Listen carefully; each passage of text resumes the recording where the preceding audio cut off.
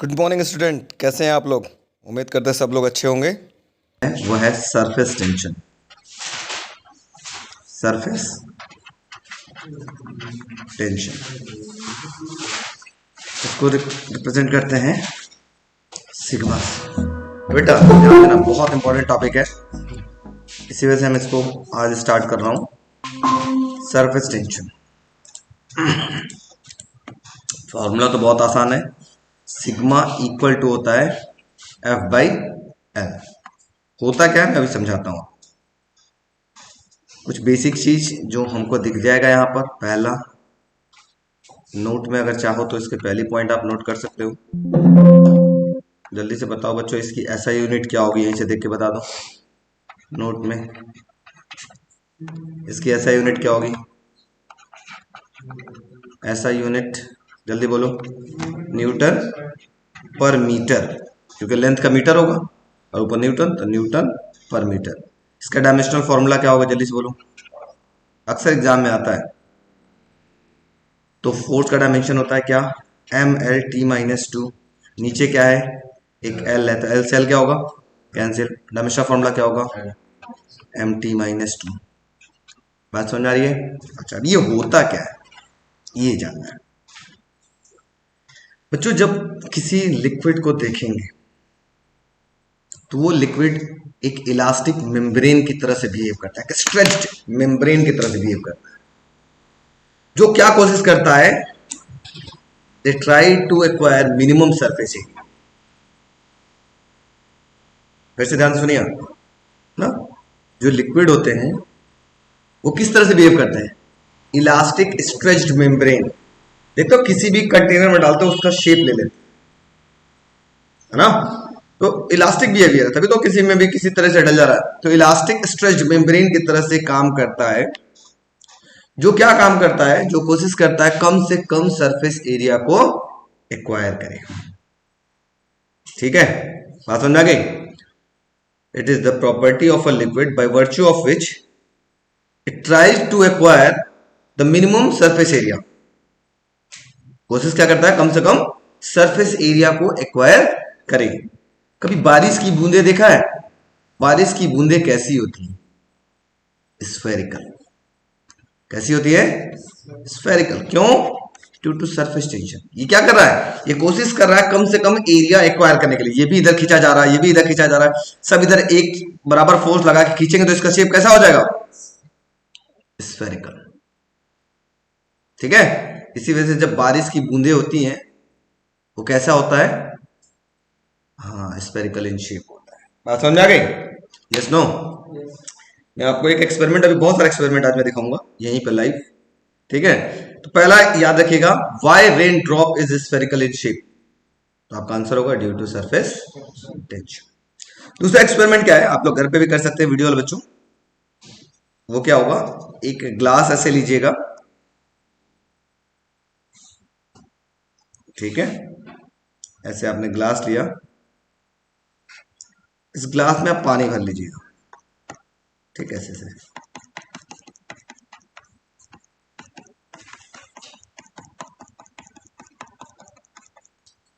ऐसे आप क्या कर दिया, इस ग्लास में आप पानी भर दिया और इसमें आप एक धागा, इरेगुलर शेप का धागा ऐसे ऐसे इसके अंदर डाल दिया। ठीक, और आपको क्या करना है, आप बीचों बीच में यहां पर एक अपने उंगली से ऐसे टैप करिएगा, ऐसे ऐसे टैप करिएगा। तो जानते हैं क्या होगा, ये जो धागा इरेगुलर शेप में है ना, ये तुरंत इसका शेप हो जाएगा circular. Why? Due to surface tension. समझ में आ रहा है? ये भी नहीं समझ में आया, कोई बात नहीं, इस एग्जांपल को भी बगल में रखते हैं। एग्जांपल नंबर नेक्स्ट, फिर से बाल्टी लेते हैं, जग लेते हैं, कुछ भी लेते हैं, और उस जग में फिर से हम क्या भर देते हैं, पानी भर देते हैं। भर दिया। इसमें हमने क्या किया, एक ब्रश को अंदर डाला, पेंट ब्रश। पेंट ब्रश देखा है? पेंट ब्रश जैसे ही आप पानी में डालते हो तो ये पेंट ब्रश क्या होता है, कोई बच्चा बताएगा? ये प्रिंट ब्रश क्या होगा जल्दी बताओ। ये प्रिंट ब्रश ऐसे ऐसे फैल जाता है। हाँ ऐसे ऐसे फैल जाता है, ऐसे ऐसे फैल जाता है, देखा है। लेकिन जैसे पानी से बाहर निकालते हो तो ये पेंट ब्रश ऐसा हो जाता है, देखो ऐसा, ये ऐसा हो जाएगा, सिकुड़ के चिपक जाते हैं सब आपस में। कभी देखा है? नहीं, नहीं देख रहे हो। ब्रश को पानी में डालो तो जैसे फैल जाएंगे सब, ऐसे निकालोगे तो कुछ चिपक करके बाहर आता है, देखा नहीं पेंट वाला। या कभी कभी तुम लोग गंगा जी में नहाने जाते हो, जिनके बड़े बड़े बाल होते हैं, ये जैसे लड़कियां नहा वहा के आएंगी तो बाल को खूब फोड़ती हैं इसी से, तौलिए से साफ करती हैं। साफ नहीं करती हैं, वो क्या कर रही हैं, जब पानी में गई तब तो उनकी बाल जो है ऐसा फैल गई होगी, जैसे ही पानी से बाहर निकली होगी ड्यू टू सरफेस टेंशन ये क्या होगा, सब एक दूसरे से चिपक गया होगा, एक दूसरे से चिपक गया होगा। ठीक है, तो जैसे वो नहा के निकलती है बाल सब एक साथ चिपका होता है, रीजन क्या है, due to surface tension they try to acquire the minimum surface area. ठीक है, अच्छा और आगे देखते हैं एग्जांपल। ऐसे ही ब्रश का भी केसेस है, जो ब्रशेस होते हैं। ठीक है, अब मैं आपको एक जादू जादू यहीं पे लाइव दिखा देता हूं, सब लोग आप बताना। मैं एक बॉटल ले, एक ग्लास ले आऊं, इस ग्लास में पानी भर रहा हूं, ठीक है। चलो मैं क्या करता हूं, ग्लास में पानी भर दिया, कुछ सेकंड के लिए मैं रुक जाता हूं, पानी रुक जाए, स्थिर हो जाए। ठीक है, मैं टेबल से थोड़ा दूर हो जाता हूं, ठीक है। और मैं किसी बच्चे को बुलाऊंगा, मैं कहूंगा एक पिन दूंगा, सब व्यवस्था करके रखे हैं, घबराओ नहीं, बहुत सारा पिन रखा हूं, ये पेपर पिन ये, और मैं कहूंगा इस पिन को आप इसके अंदर डालिए, ऐसे। पिन क्या होगा, तैरेगा या डूब जाएगा? तैरेगा। कोई कह रहा तैरेगा, कोई कह रहा डूब जाएगा। सोच लो, पिन दे रहा हूं, ब्लेड नहीं दे रहा हूं तैराने के लिए। डूब जाएगा, ये आप कह रहे हैं ना। मैं आपको दिखाऊंगा ये पानी के ऊपर तैरेगा। क्यों तैरेगा ये भी मैं आपको बताऊंगा। इससे पहले कि आप ये एक्सपेरिमेंट देखें, पहले ये समझ लीजिए ऐसा क्यों हो रहा है। ठीक है, तो बच्चों एक बहुत इंपॉर्टेंट बात बता रहा हूं जो 11th में जानना आपको जरूरी है, बहुत लोग नहीं जानते हैं। जैसे जैसे टेम्परेचर इंक्रीज होगा, temperature is inversely proportional to, कहना सरफेस टेंशन, ऐसे बोल दो, सरफेस टेंशन। अगर टेम्परेचर बढ़ेगा तो सरफेस टेंशन क्या होगा, घटेगा। समझ गए, समझ गए कि नहीं? टेम्परेचर बढ़ेगा तो सरफेस टेंशन घटेगा, और मतलब अगर टेम्परेचर इंक्रीज कर रहा होगा तो सरफेस टेंशन डिक्रीज कर रहा होगा। जस्ट इसका उल्टा बोले, अगर टेम्परेचर डिक्रीज कर रहा होगा तो सरफेस टेंशन क्या होगा, इंक्रीज करेगा। अब ध्यान से समझना मेरी बात, मैं आपको बताता हूं, बहुत इंपॉर्टेंट बात समझने से पहले। दूध देखा है, कौन कौन देखा है? अरे दूध पीने वाला दूध सबने देखा है। हाँ, अब ध्यान से सुनाता हूं। जब मैं दूध का चाय बनाता हूं, चाय ठंडी हो जाती है तो चाय के ऊपर एक मलाई जम जाती है, देखा है सबने? क्यों जम जाती है? क्यों जम जाती है? तो ध्यान से सुनना, ध्यान से सुनना। जैसे जैसे टेम्परेचर डिक्रीज हुआ, सरफेस टेंशन इंक्रीज हुई, और वो लिक्विड क्या होगा, गाढ़ा हो जाएगा। क्या हो जाएगा? गाढ़ा। गाढ़ा मतलब समझ रहे हो ना, गाढ़ा हो जाएगा, गाढ़ा हो जाएगा।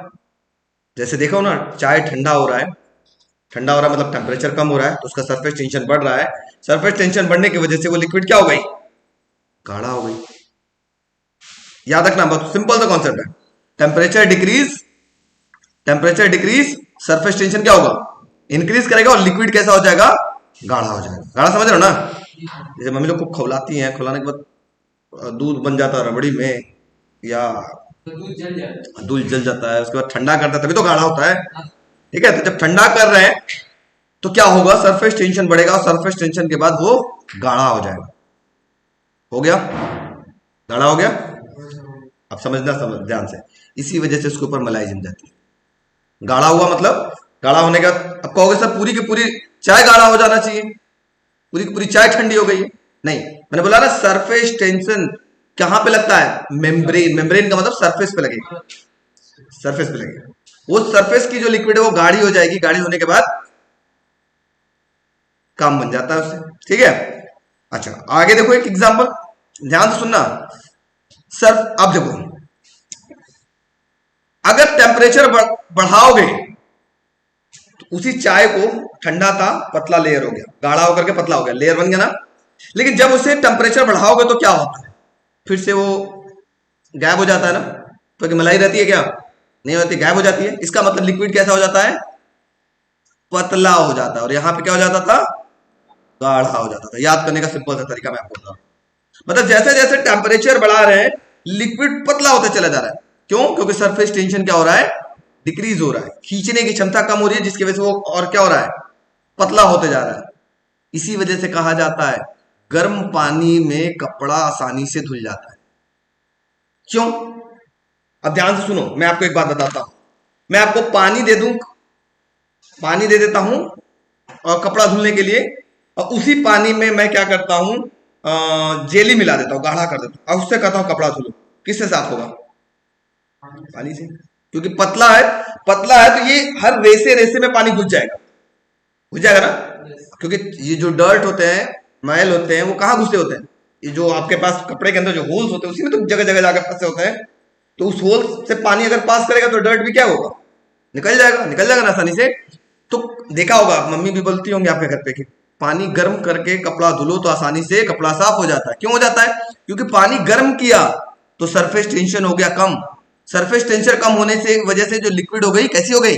पतली। और लिक्विड कहाँ घुसेगी? हर छोटे छोटे छोटे छोटे जो भी आपके होल्स हैं सब में घुस जाएगा और कपड़ा आसानी से साफ हो जाएगा। लेकिन अगर वही पानी को ठंडा कर दो, टेम्परेचर कम कर दो, तो गाढ़ा हो जाएगा लिक्विड। और गाढ़ा होगा तो क्या पास हो पाएगा? क्या वो तो थिकनेस लिक्विड की बढ़ गई तो उस होल से पास कर पाएगा? नहीं। क्या डर्ट को साफ कर पाएगा?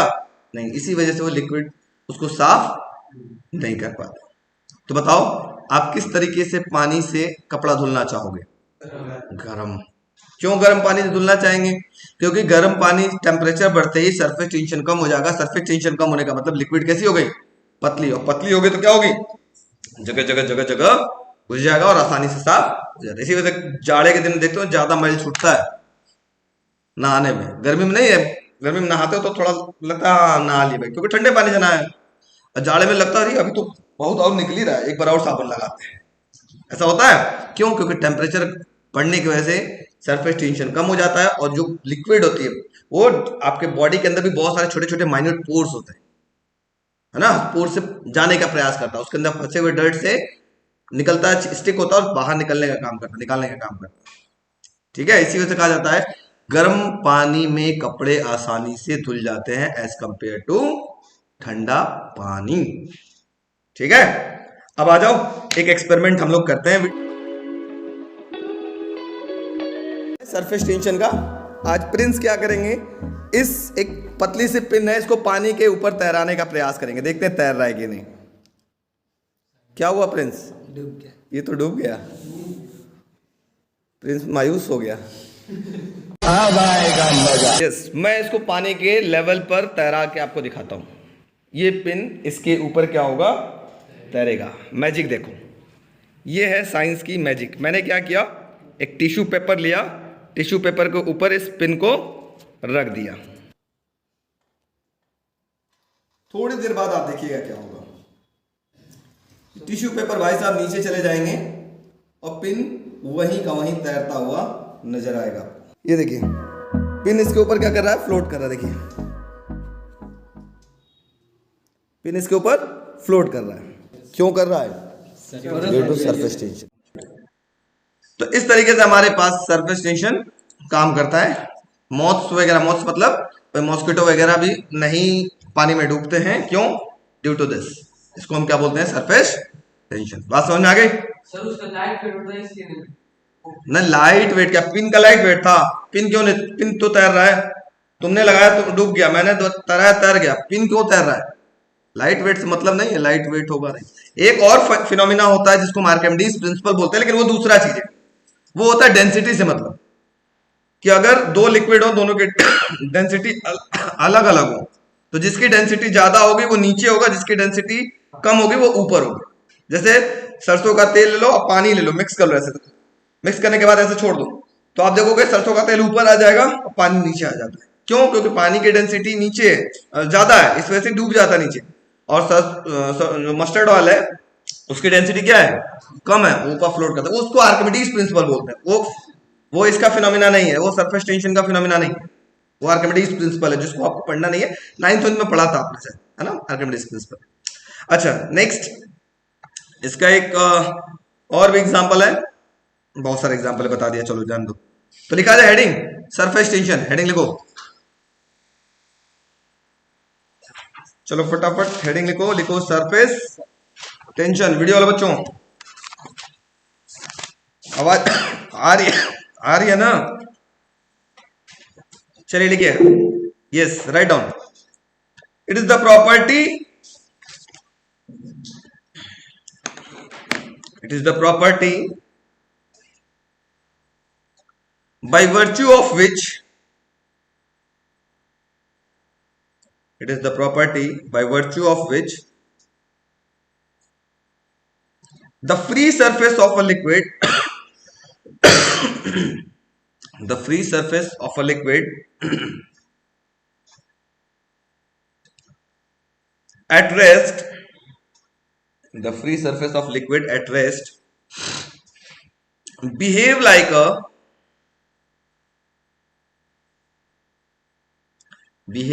a elastic stretched membrane,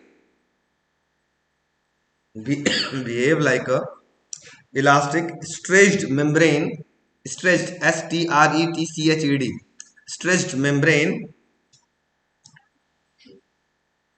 which try to acquire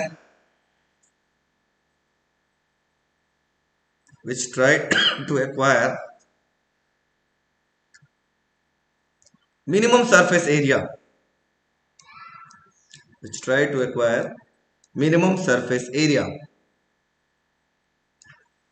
ठीक है? चलो ये बना लो आप लोग, फॉर्मूला नोट कर लो, sigma equal to F by L, इसका नोट कर लो। और एक आध एग्जांपल ये है, ये दोनों का फिगर बनाना चाहो तो बना लेना, यही बगल में इसको बना लो, वही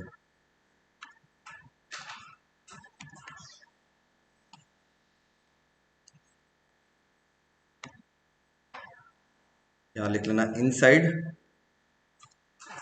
लिक्विड, यहां outside liquid.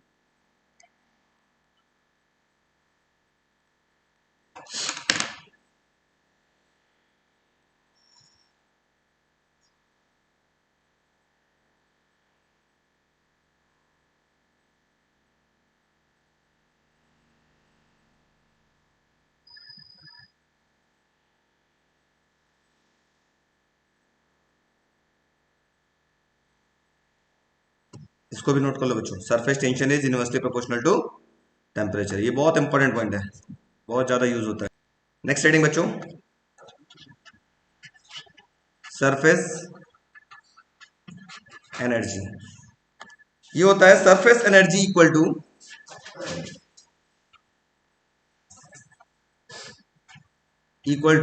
Work done per unit increase in area, increase in surface area.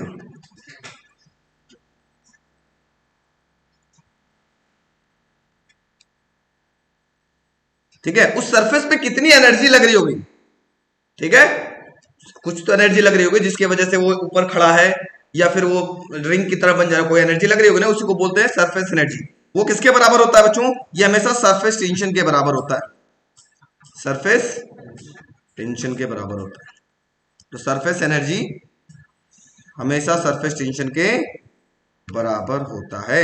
Note कर लो, इंपॉर्टेंट पॉइंट है, वेरी इंपॉर्टेंट, ये आगे बहुत जरूरत पड़ेगा, बहुत ज्यादा, पूरी की पूरी सरफेस एनर्जी आएगी। वेरी वेरी इंपॉर्टेंट लिखना इस पे, very very important. Next reading लिखिएगा बच्चों, access pressure inside a soap bubble. Soap bubble and liquid drop वाले लिखते हैं। एक्सेस प्रेशर इनसाइड और लिक्विड ड्रॉप।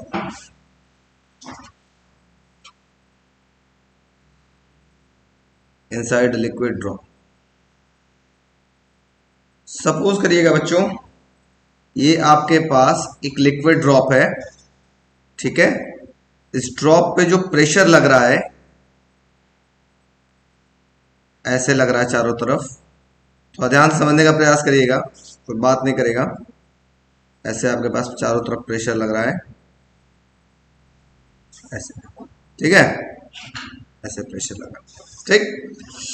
तो जिसकी वजह से इसका जो एरिया है वो बढ़ गया है। बढ़ने के बाद ऐसे इतना बढ़ गया, मान लो, और बड़ा कर लेते हैं, चलो, एरिया ऐसे बढ़ गया है, ठीक। डॉटेड लाइन से कर लेते हैं इसको, ठीक। मतलब पहले इसका जो रेडियस था वो स्मॉल कैपिटल आर था, और बढ़ गया कितना, डेल्टा आर बढ़ गया, ठीक है। तो सबसे पहले बच्चों बताओ कि इसका इनिशियल सरफेस एरिया कितना होगा बढ़ने से पहले। इनिशियल सरफेस एरिया, तो लिक्विड ड्रॉप अगर हम लोग देखते हैं तो उसका शेप कैसा होता है, स्फेरिकल।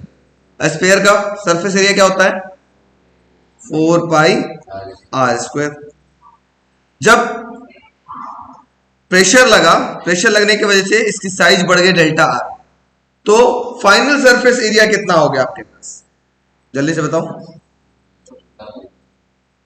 फाइनल सरफेस एरिया कितना हो गया, 4 pi are plus delta R का होल स्क्वायर, ठीक है।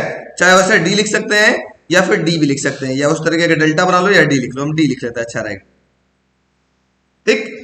सॉल्व कर लो, थोड़ा सॉल्व कर लो, तो क्या मिलेगा, 4 पाई, ये होगा R square plus D R square plus 8 sorry plus क्या हो जाएगा, 2 इंटू ए प्लस बी का square, 2 into R into delta है, लिख सकते हैं क्या। अब जल्दी से मेरे बात समझने का प्रयास करना।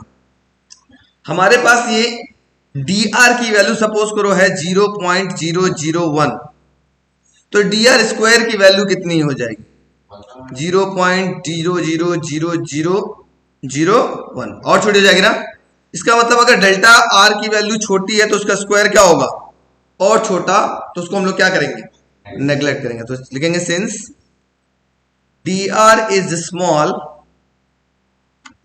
Therefore dr square becomes very very small, therefore it can be neglected, hence it can be neglected, hence it can be neglected। तो उसको नेग्लेक्ट कर देंगे तो हमारे पास फाइनल सरफेस एरिया कितना हो जाएगा, इसमें से डी आर स्क्वायर को भूल जाएंगे, है ना। तो फाइनल सरफेस एरिया क्या होगा, जल्दी बोलो, फाइनल सरफेस एरिया क्या होगा, जल्दी से बोलो बच्चों। 4 पाई, ये हो जाएगा R square plus 2 capital R into D R, लिख सकते हैं क्या। इसको हम नेग्लेक्ट कर दिए, क्यों किए, तो डी आर ऑलरेडी छोटा, उसका स्क्वायर करना है तो क्या होगा, और छोटा होगा, वैसे उसको नेग्लेक्ट कर लेंगे। तो कितना एरिया इंक्रीज हुआ, कितना सरफेस एरिया इंक्रीज हुआ, ये कितना इंक्रीज हुआ, कैसे निकलेगा बता सकते हो कोई, इंक्रीज इन सरफेस एरिया बताओ बच्चों, कैसे कितना होगा, हाँ, इंक्रीज इन सरफेस एरिया होगा, बड़े वाले में से छोटे वाले को माइनस करेंगे, तो इस जगह 4 pi capital R square plus 2 R into D R minus छोटा वाला क्या है, 4 पाई आर स्क्वायर। मतलब फाइनल सरफेस एरिया में से इनिशियल सरफेस एरिया माइनस कर दिया तो आपको पास इंक्रीज इन सरफेस एरिया मिल जाएगा। क्या मिलेगा जल्दी बताओ, ये हो जाएगा 4 pi R square plus 8 pi R D R minus 4 pi R square. 4 pi square से 4 pi R square cancel. Increase in surface area कितना हो गया? 8 pi r d. Increase in surface area हो जाएगा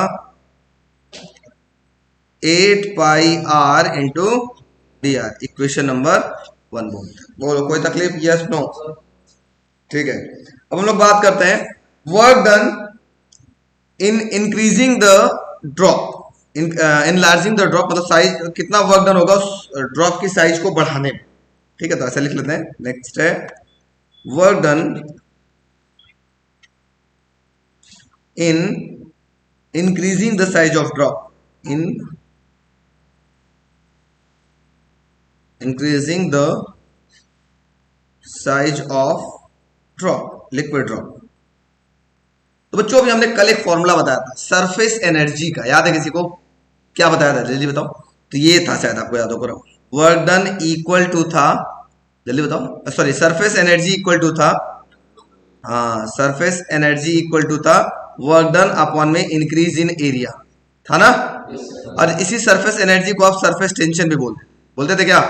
तो जल्दी से बताओ, यहां से वर्क डन बराबर क्या लिख सकते हैं? वर्क डन बराबर सिग्मा इंटू एरिया लिख सकते हैं।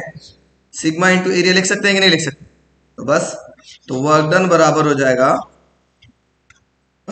Sigma into increase in surface area कितना है? 8 pi R into D R. लिख सकते हैं कि नहीं लिख सकते? Yes no? वीडियो वाले बच्चों जल्दी बोलो, बोलो। But work done equal to क्या होता है? इसको इक्वेशन नंबर 2 बोल लीजिएगा, ठीक है? वर्क डन इक्वल टू क्या होता है? Force into displacement.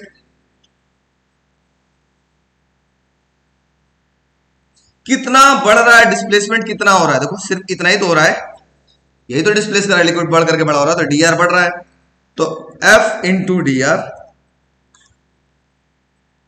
लिख सकते हैं। अब फोर्स इक्वल टू, अगर हमें प्रेशर की बात कर रहे हैं तो प्रेशर इक्वल टू होता है फोर्स अपॉन एरिया। तो फोर्स इक्वल टू क्या होगा? प्रेशर इंटू एरिया, ठीक है? थोड़ा ध्यान दीजिएगा। तो वर्क डन इक्वल टू हो गया, ये हो गया pressure into initial area. Initial area कितना था? 4 pi R square into D R. Equation number इसको लिख लेते हैं क्या? 3rd। अब इन दोनों इक्वेशन को कंपेयर करते हैं, from equation 2nd and from equation 3rd। ये भी वर्क डन है, तो ये भी वर्क डन है, तो दोनों वर्क डन आपस में क्या होंगे? इक्वल होंगे। तो लिखेंगे from equation 1st and 2nd, sorry, from equation 2nd and 3rd we get क्या मिलेगा? जल्दी से बताओ बच्चों, क्या दिखाई दे रहा है इधर?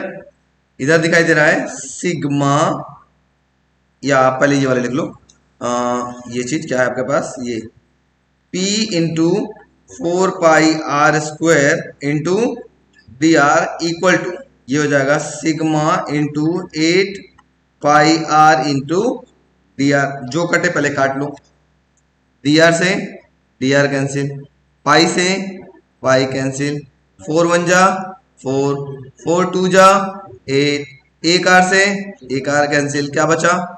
P R equal to 2 sigma, ठीक है? अरे आर तो कैंसिल हो गया, ये देखो यार कैंसिल नहीं हुआ, तो P इज इक्वल टू क्या हुआ? 2 सिग्मा बाई आर। ये हो गया आपके पास प्रेशर का फॉर्मूला। बात समझ में आ गई? Yes no? चलो नोट करो फटाफट। स्टेडिंग है आपके पास excess pressure inside a liquid drop की जगह अब हो जाएगा सोप बबल।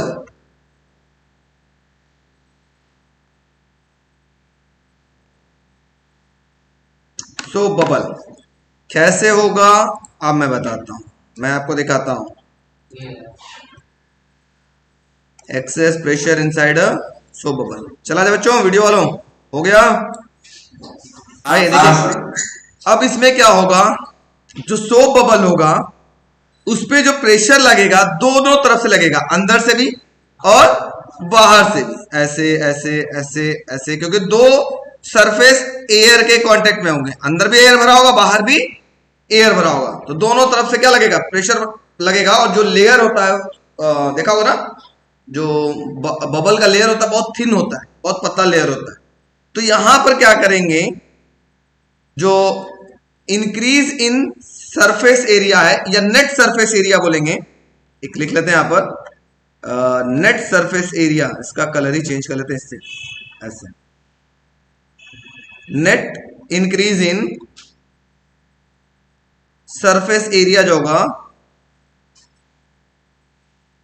ये हो जाएगा 2 into 8 pi R into D R. 2 क्यों किया, क्योंकि अंदर वाला भी सरफेस लेंगे और बाहर वाले भी सरफेस लेंगे, तो टोटल कितना हो जाएगा, ये हो जाएगा 16 पाई आर इंटू डी आर। इसको बोल देंगे इक्वेशन नंबर 1।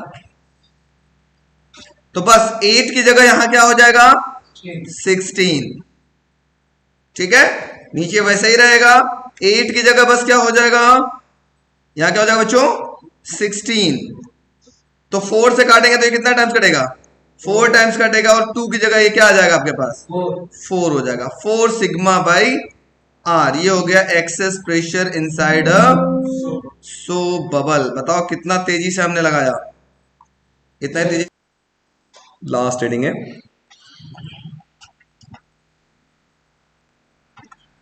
कैपिलैरिटी। कैपिलैरिटी का मतलब क्या होता है, पहले ध्यान सुनना, ठीक है। कभी आप लोग फ्रूटी पियो, फ्रूटी सब लोग पियो। फ्रूटी में जैसे ही पाइप डालते हो तो ऐसा देखा होगा ना, तुरंत फ्रूटी बाहर निकल जाता है। कभी ऐसा देखा है, कभी सोचा क्यों निकल जाता है फ्रूटी बाहर? मैं जैसे आपको एक यहाँ पे भी एग्जांपल दिखा सकता हूँ, मेरे पास ग्लास है, मैं आपको दिखाता हूँ कैपिलैरिटी होती है। मैं इस ग्लास में पानी भर लेता हूँ, इतना पानी तो मेरा बर्बाद हो जाएगा यार, तो चलो पौधे में चला जाएगा, ठीक है। इस पानी का लेवल देखो कितना है, सबको दिख रहा है, वीडियो वालों आप लोग को दिख रहा है कि नहीं, वीडियो वालों बताओ, पानी का लेवल दिख रहा है आप सब लोग को? चलो ये देखो पानी का लेवल दिख रहा हूं। अब मैं इसके अंदर क्या करता हूं, एक ट्यूब डालता हूं, एक प्लास्टिक का ट्यूब है डालता हूं। प्लास्टिक के ट्यूब के अंदर देखो पानी का लेवल क्या है, कोई नजदीक आ जाओगे तो दिखाई देगा बहुत अच्छे से, बहुत दूर से नहीं दिखाई देगा।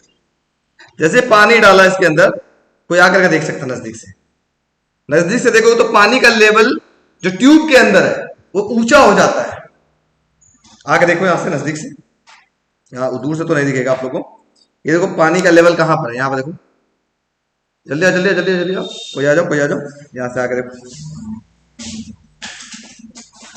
तो ग्लास के अंदर पानी का लेवल कहां है और ट्यूब के अंदर पानी का लेवल कहां है, देखो नजदीक आओ, नजदीक नजदीक नजदीक नजदीक, ऊपर है ना, वीडियो वालों देख लो, ऑडियो वाले बोल रहे हैं ऊपर है। आप लोग को भी शायद मैं दिखाने का प्रयास करूँ, अगर दिख जाए तो बहुत अच्छी बात है, वैसे दिखेगा नहीं। देखो पानी का लेवल दिख रहा है आपको, कहाँ है, देखो ग्लास में पानी का लेवल देखो और ट्यूब में पानी का लेवल देखो, दोनों में देखो, दिख रहा है ट्यूब में कुछ ऊंचा है, दिख रहा है। इसी ट्यूब के अंदर जो लिक्विड राइज हो रही है ना, इसी को हम बोलते हैं कैपिलैरिटी। द राइज और fall of liquid in a tube is known as capillarity. Liquid इसके अंदर राइज हो रहा है, जैसे आप फ्रूटी का पाइप डालते हो तो देखता होगा ना, तुरंत फ्रूटी बाहर निकलता है, मतलब लिक्विड राइज कर रहा है। इसी फिनोमिना को हम क्या बोलते हैं, capillarity.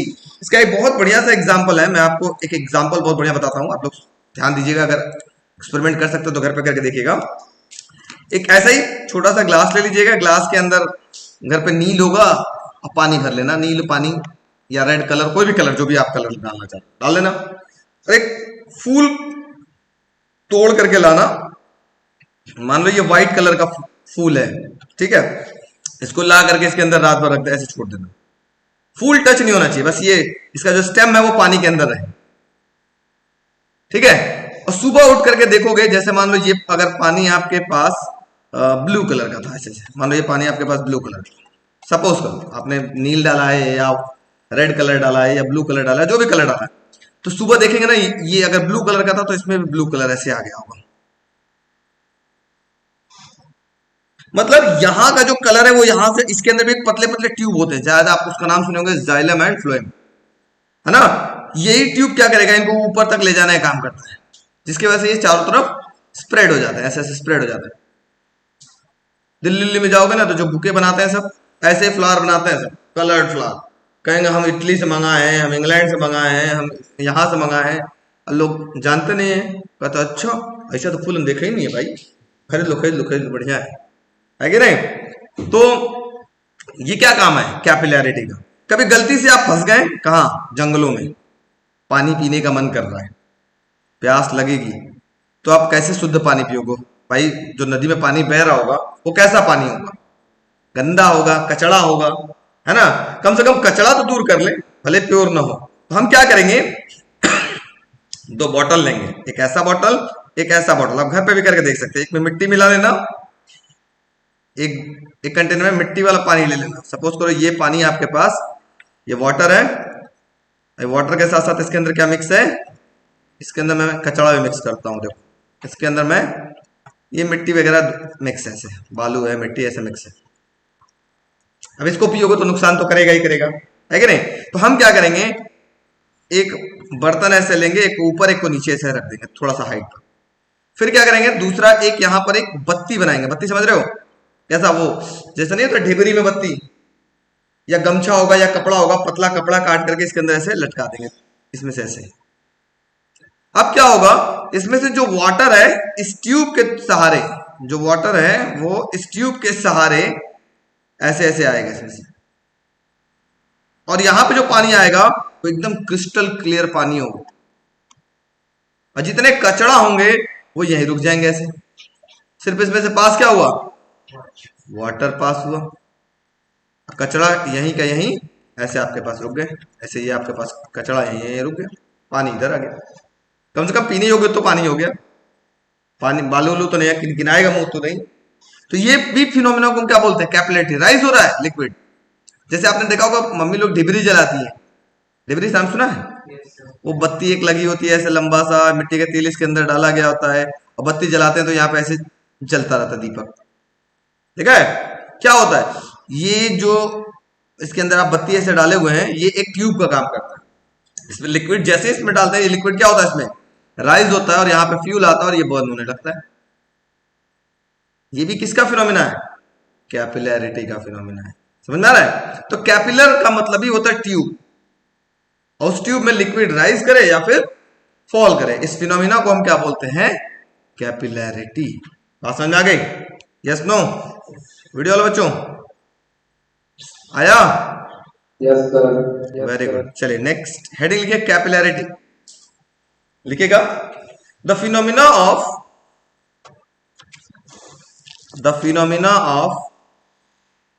rise or the phenomena of rise or fall of liquid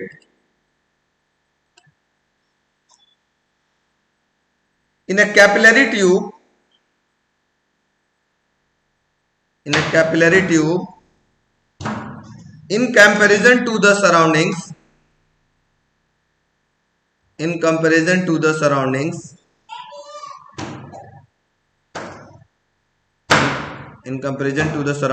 is called capillarity.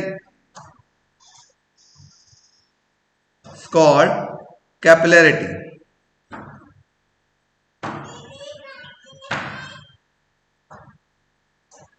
It's called capillarity. ठीक है। अब इसके बाद हम बात करते हैं एक एसेंट फॉर्मूला का, लास्ट टॉपिक है एसेंट फॉर्मूला। ये जो लिक्विड राइज हो रहा है किस किस फैक्टर्स पे डिपेंड करता है। पानी में डालेंगे, सेम लेवल का पानी ले लो और सेम लेवल का ऑयल ले लो, दोनों में ऐसे डाल करके देखते हैं, एक ट्यूब सेम डायमीटर का ट्यूब डालते हैं, तो हो सकता है पानी में ज्यादा राइज करे और ऑयल में थोड़ा कम राइज करे, है ना। तो किसमें कैसे राइज कर रहा है उसको बताने का काम कौन करता है, एसेंट फॉर्मूला। एसेंट फॉर्मूला कैसे होगा, ध्यान से समझने का प्रयास करिएगा, बहुत इजी है, समझ में आ जाएगा आसानी से आपको, ठीक है। सपोज करिए मेरे पास ये एक कंटेनर है, इस कंटेनर में हमने क्या रखा है, वाटर रखा है, या कोई भी लिक्विड भरा हुआ है, ठीक है। लिक्विड की डेंसिटी रो है मान लेते हैं। इसके अंदर हम एक ट्यूब डालते हैं, ये हमारे पास सपोज करिएगा एक ट्यूब है ऐसा, इसके अंदर हमने ट्यूब को इंसर्ट किया हुआ है, ठीक है। ये जो ट्यूब है इस ट्यूब के अंदर, जैसे ही इस ट्यूब को इसमें डालोगे तो इसके अंदर लिक्विड क्या करेगा, राइज करेगा कि नहीं करेगा, जल्दी बोलो, करेगा, और इसका शेप ऐसा बन जाएगा। पानी कभी भी गिलास में देखोगे ना तो पानी का शेप ऐसे दिखाई देता है, थोड़ा किनारे से उड़ जाता है, इधर किनारे से उड़ जाता है, नीचे ऐसे रहता है, इसको बोलते हैं कॉनकेव मेनिस्कस। ठीक है, अच्छा अब ध्यान देने वाली बात है, सबसे पहले जो ये ट्यूब है, इस ट्यूब का हम रेडियस ले लेते हैं स्मॉल आर। इस ट्यूब का रेडियस क्या ले लेते हैं, स्मॉल आर। और इसको जैसे बढ़ाओगे, ये जो वाटर वाला ये भी तो अच्छे से गोल गोल बढ़ेगा, बढ़ेगा नहीं बढ़ेगा, तो हम इसको अलग से बना लेते हैं। इस फिगर को समझाने के लिए आपको अलग से बना लेते हैं कि आपको ज्यादा समझ में आ जाएगा। तो मान लो ये लिक्विड ऐसा गोल बना, ये लिक्विड ऐसा गोल बन रहा है, ठीक है, ब्लू है तो इसको ब्लू कलर कर लेंगे तो आपको समझने में आसानी रहेगी। ठीक, ये लिक्विड ऐसा आपके पास बन रहा है। ठीक, तो ये तो हो गया आपके पास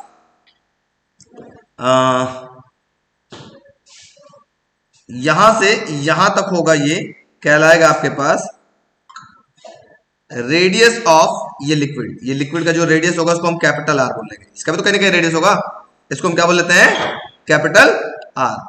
और ये स्मॉल आर क्या था बताओ, स्मॉल आर था इस ट्यूब का रेडियस। ठीक है, इतना तो सबको पता है, एक बेसिक सा अलग सा फॉर्मूला बना लेते हैं। तो since we know that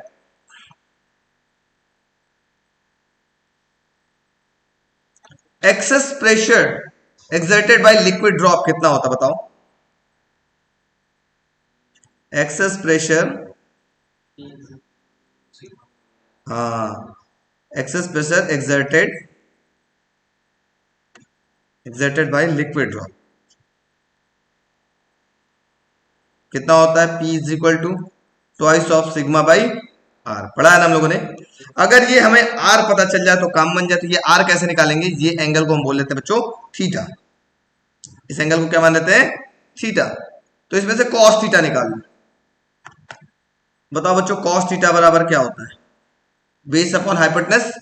theta के ठीक सामने वाला साइड परपेंडिकुलर कहलाता है, 90 डिग्री के ठीक सामने वाला क्या कहलाता है, हाइपोटेनस। जो बच गया वो क्या कहलाएगा, बेस। तो बेस क्या हो गया, स्मॉल आर अपॉन में हाइपोटेनस क्या हो गया, कैपिटल आर। तो कैपिटल आर की वैल्यू निकालना, तो कैपिटल आर इक्वल टू क्या होगा, आर अपॉन में cos theta. Equation number second. अब यहां से क्या करते हैं, आर की वैल्यू इक्वेशन नंबर 1 में पुट कर देते हैं। तो लिखेंगे from equation first and second we get, थोड़ा सा ध्यान दीजिएगा, जैसे ही पुट करेंगे तो क्या मिलेगा, P is equal to 2 sigma upon में आर की जगह होगा आर अपॉन में कॉस थीटा। लिख सकते हैं क्या, कॉस थीटा कहां चला जाएगा ऊपर, तो P इज इक्वल टू क्या मिला, 2 सिग्मा कॉस थीटा अपॉन में आर। इक्वेशन नंबर इसको बोल लेते हैं थर्ड, बोल सकते हैं। चलो अब since we know that pressure exerted by liquid column क्या होता है, since we know that pressure exerted by liquid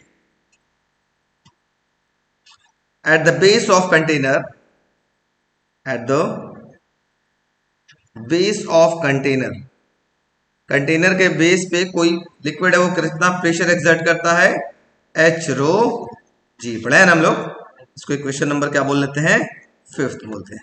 अब इन दोनों प्रेशर को हम लोग आपस में क्या करेंगे, इक्वेट कर लेंगे, मतलब from equation third and fourth,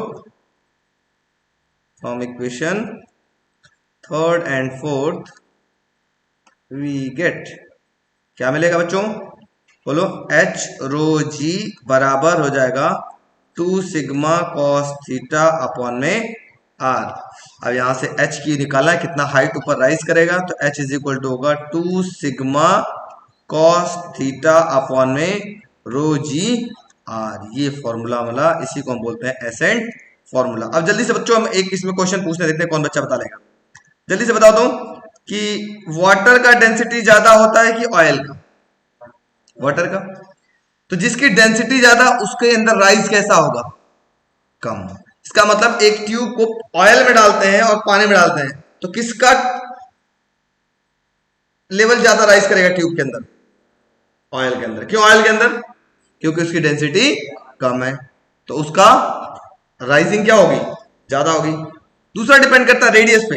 एक इतना मोटा ट्यूब डालें, कहां के बैठी ट्यूब गायब हो गया क्या, एक इतना मोटा ट्यूब डालें, चलो सिंपल सी बात बोलते हैं, यहीं पे दिखाते हैं। एक इतना मोटा ट्यूब डालें और एक इतना पतला ट्यूब डालें, किसके अंदर लिक्विड ज्यादा राइज करेगा?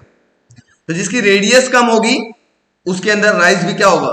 ज्यादा होगा। तो पतले वाले में ज्यादा ऊपर तक आएगा और मोटे वाले में थोड़ा कम तक राइज करेगा। उसी तरह से एच की वैल्यू और किस पे डिपेंड करेगी? स्मॉल जी पर। जी की वैल्यू जहां कम होगी वहां लिक्विड क्या होगी? ज्यादा रेस करेगा। वही बोलते हैं ना, जब हम लोग स्पेस में जाते हैं तो पेन लेकर के जाएंगे तो उसमें से लिक्विड क्या होना होता है? रेस करने लगता है ऊपर की ओर, क्योंकि वहां जी की वैल्यू क्या होती है? कम होने लगती है। साथ में अगर सरफेस टेंशन बढ़ाएंगे तो भी एच की वैल्यू क्या होगी? बढ़ना स्टार्ट हो जाएगी। बात समझ आ गई? इसी फॉर्मूले को हम क्या बोलते हैं? Ascent formula. ये वही बताता है कि क्या क्या ऐसा करें जिसके वजह से ट्यूब के अंदर लिक्विड का लेवल राइज करने लगे या फॉल करने लगे। ठीक है, वेरी इंपॉर्टेंट, नोट कर लेना। वेरी इंपॉर्टेंट नहीं मतलब इंपॉर्टेंट है।